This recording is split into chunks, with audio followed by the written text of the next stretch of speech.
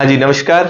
मैं सतवीर सिंह, इतिहास विषय के अभ्यर्थी जिन्हें बेहद शानदार कंटेंट की हमेशा से तलाश रहती है, ऐसे ही कंटेंट की मैं बात करने जा रहा हूँ। Old NCERT Ramsharan Sharma sir को हम पढ़ते आए हैं।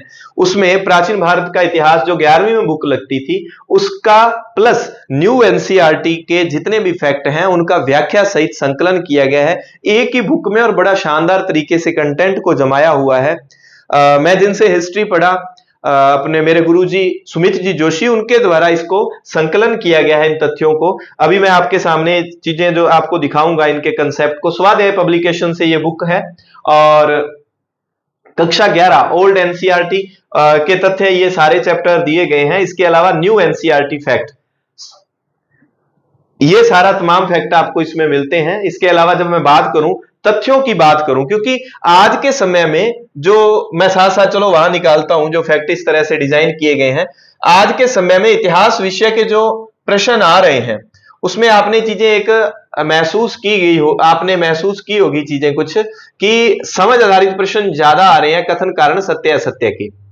हमारा माइनस पॉइंट इतिहास विषय के अभ्यर्थियों का, अगर प्राचीन भारत इतिहास में हम बात करें तो पहला पाषाण काल वाला पार्ट, और उसके बाद हम बात करें संगम एज और मौर्योत्तर और गुप्तोत्तर काल। इनमें मौर्योत्तर काल में आर्थिक दशा, आप देखेंगे आंकड़ों को कैसे जमाया हुआ है, ये देखेंगे।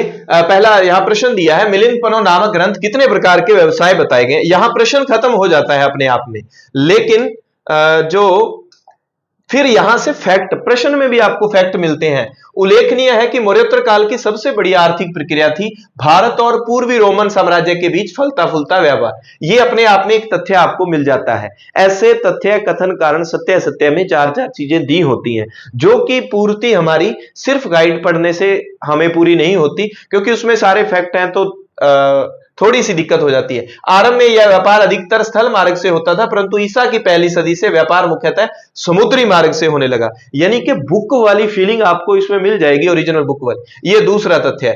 और जब बात आई कि स्थल की जगह समुद्री मार्ग से होने लगा, फिर मेंशन कर दिए बंदरगाह कौन कौन से, उस समय प्रमुख बंदरगाह क्या था।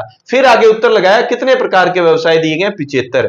फिर दीर्घ निकाय में 24 दिए हैं। हालांकि ये सभी गाइड में आपको मिल जाएंगे, लेकिन जब हमें पता है ना कि 11वीं की बुक का सार है, तब हम अच्छे से पढ़ते हैं इनको, चीजें आपके याद होंगी और आपके नजदीकी शहर में आपको ये बुक मिल जाएगी, ऑनलाइन भी ऑफलाइन भी। ठीक है, एक बार जरूर बुक आप देखना। धन्यवाद।